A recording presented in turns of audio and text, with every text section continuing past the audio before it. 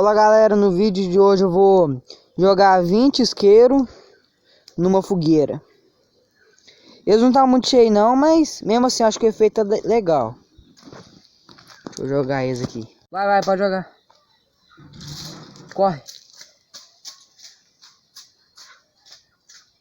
Ai, tá vindo fumaça em mim.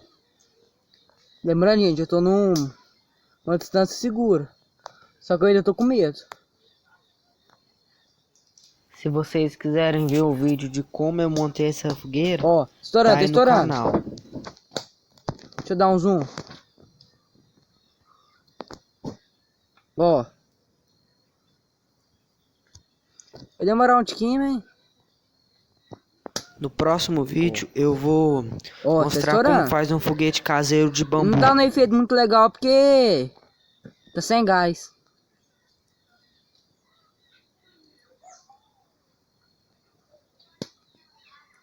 Estourou de novo.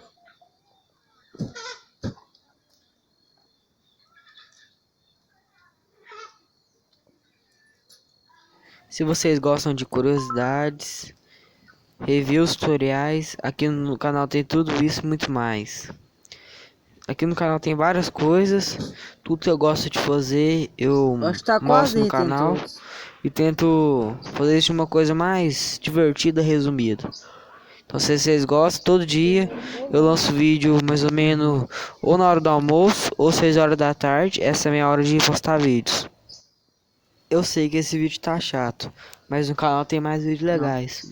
Tipo tutoriais, eu tenho muitos tutoriais legais. Tá aí no canal, só se vocês procurar. Hoje eu ensinei a fazer uma algema de papel. Já ensinei a fazer várias coisas. Isso é mais legal. Um vídeo que é muito bom no canal é um vídeo que eu ensinei a fazer uma roda d'água de garrafa PET, que é um vídeo original, não copiei de ninguém, é um vídeo que eu acho bem legal. Eu acho que em breve no canal eu vou também não deu muita coisa fazer um vídeo, eu vou comprar uma coisa muito legal pra mostrar pro canal. Em breve vai sair esse vídeo. Que eu fico bem triste mesmo. Dá like. Mesmo se você gostou, você dá like mesmo assim, pra não ficar triste. E é isso aí.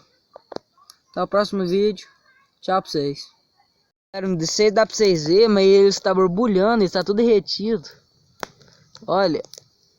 Isso tudo derreteu, olha isso. Plástico derretido. Tá fervendo. Que top. Muito legal.